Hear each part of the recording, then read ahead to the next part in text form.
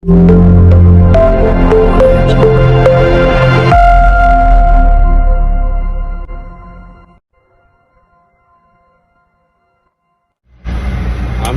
baru selesai ngobrol sama Bu Susi, jalan-jalan di Pangandaran. Sekarang siap-siap untuk terbang ke Parigi. Ini Bu Susi masih ngantar di depan.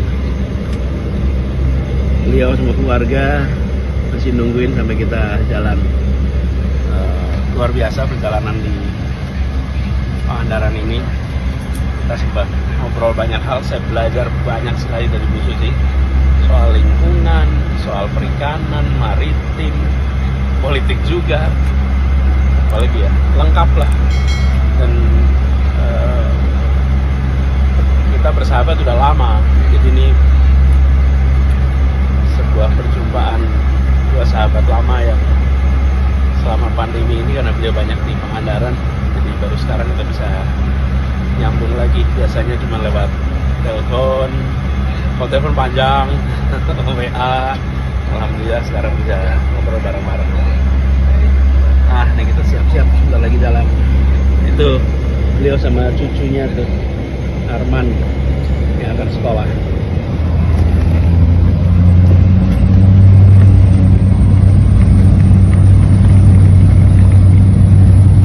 Ini kita pakai lapangan runway rumput dan tanah yang dikeraskan.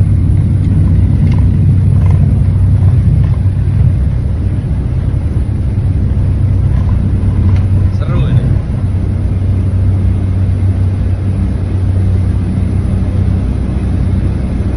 Sebelahnya laut.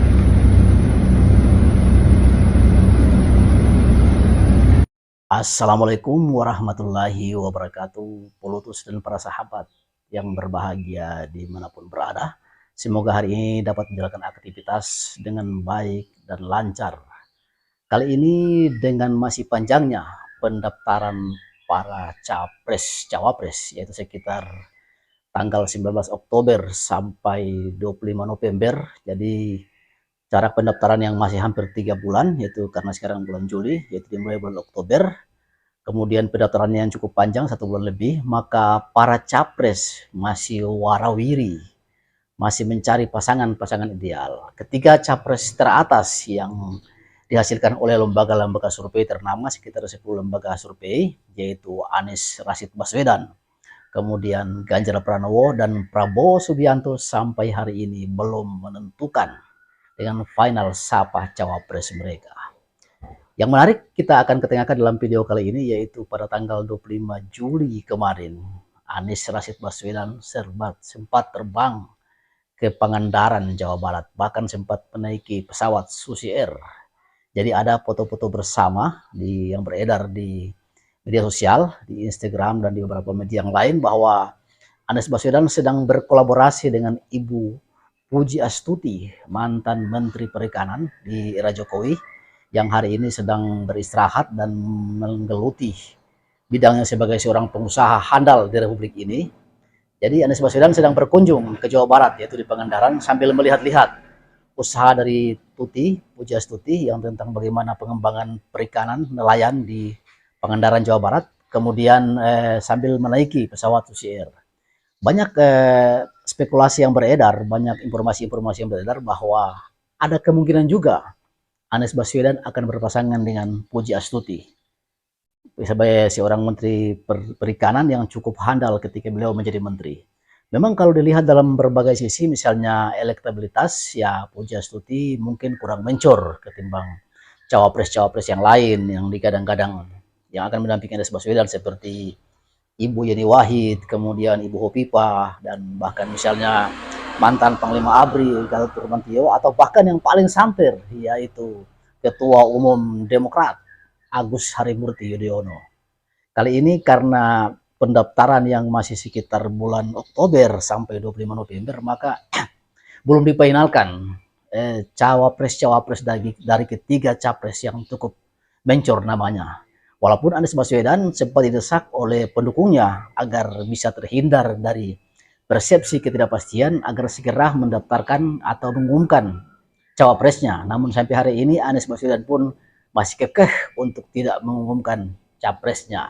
Karena seperti diketahui bahwa Partai Nasdem telah memberikan hak 100%, hak prerogatif kepada Anies Baswedan untuk menentukan siapa cawapresnya. Seperti yang ditanya oleh Pak Presiden ketika bertemu dengan Ketua Umum Partai Nasdem, Pak Surya Paloh, bahwa siapa cawapres dari Anies Baswedan, dijawab oleh Pak Surya Paloh, yaitu itu tergantung dari kandidat presiden yang ada, yaitu Anies, Pak Anies, capres yang telah ditentukan oleh Partai Nasdem. Nah, kali ini ketika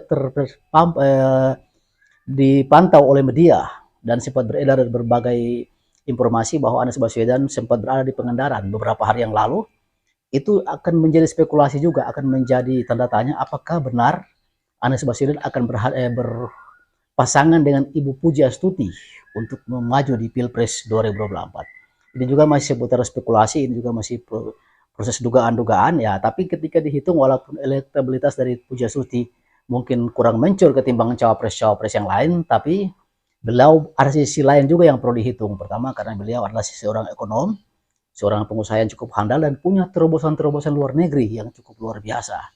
Yang bagaimana beliau membangun kegiatan usaha yang juga cukup membawa nama harum Indonesia dengan misalnya Susi Air, dan bagaimana bergerak dari bawah, dari awal, dari gerakan-gerakan perikanan, gerakan-gerakan nelayan, yang akhirnya bisa menjadi besar, menjadi sebuah gurita bisnis yang hari ini diperhitungkan di tanah air.